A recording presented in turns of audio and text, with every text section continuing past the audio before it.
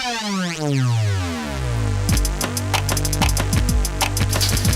everybody! Come see how good I look! Come on, Buckley!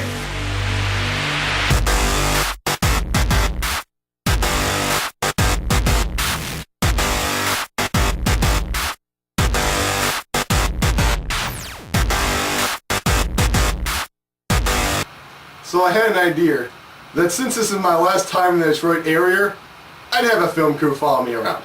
So you can guess what this movie is going to be all about.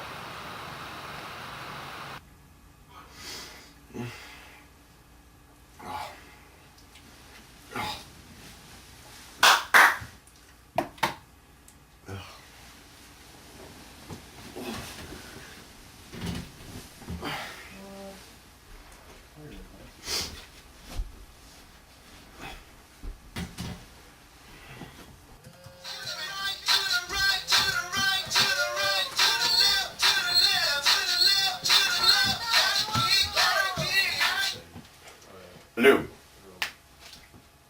What? Knights of Columbus, I cannot do that. No, why would I shave off my goatee? It's so sexy. No, even the youth are complimenting it. Alright, well I guess I have to. Alright, we will discuss this over some golf later. Alright, I'll see you then. So there's a thing I do, I like to call it GTL. And that stands for gym, tanning, and laundry. I have to do this every day to look this fine. Oh my house is on fire! Hot? Not hot, just incredibly bright. No, come on. Oh look, there's already stuff in there. So quiet.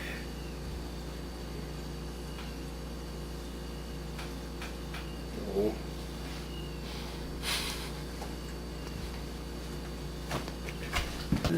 Yeah, I know it takes Jimmy a lot longer to get ready in the morning than me.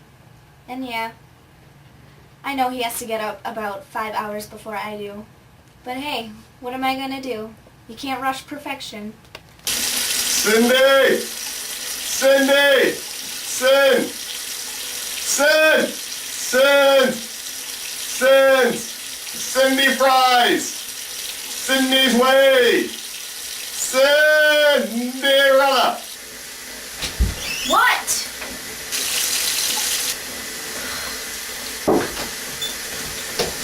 Cindy usually leaves quite some time for church before me. It takes me a while to do my hair. I mean, it takes a long time to look this good.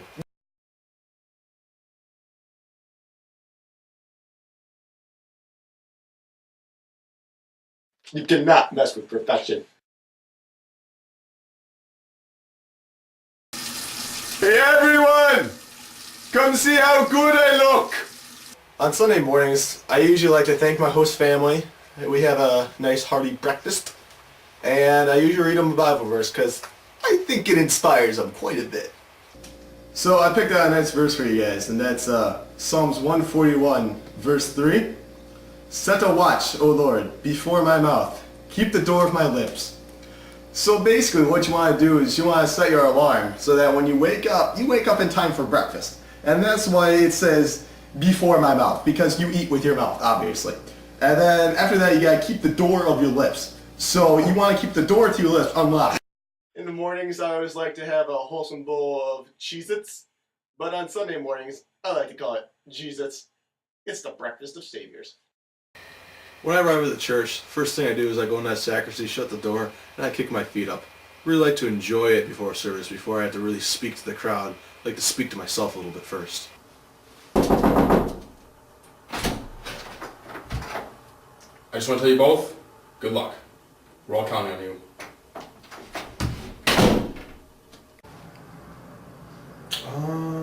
The ark floated on the water. That's how they were all saved. Oh, it's time to practice my non-regional diction. How now, Bronco? How now, Bronco? How now, Bronco? Unique New York, unique New York, unique New York. Red leather, yellow leather, red leather, yellow leather. The Human Torch was denied a bank loan. The Human Torch was denied a bank loan.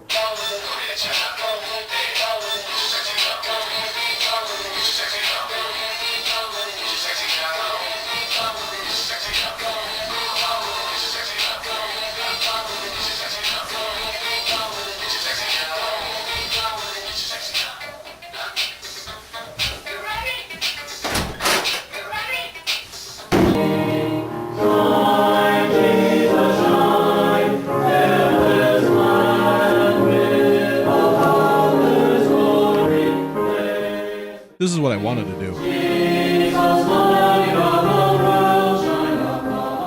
But this is what I actually did.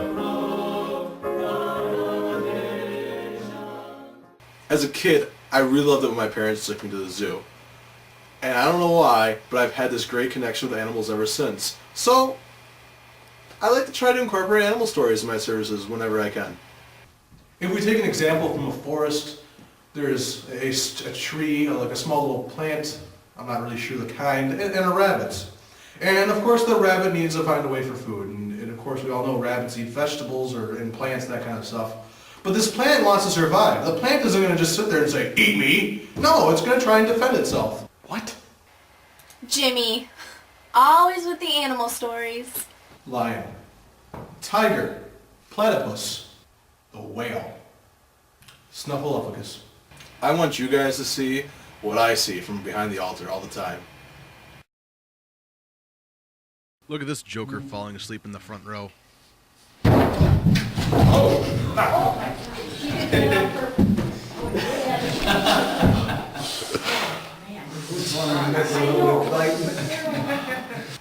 I really like to have a personal connection with the congregation. And sometimes, depending where I'm at, I really need to relate to them in ways they understand. So, I tend to use very popular movie quotes from time to time. Get back to the chopper! Get back to the area! 60% of the time, it works every time. God's house is full of many leather-bound books and smells of sweet, rich mahogany. So God said unto Abraham, and Zechariah,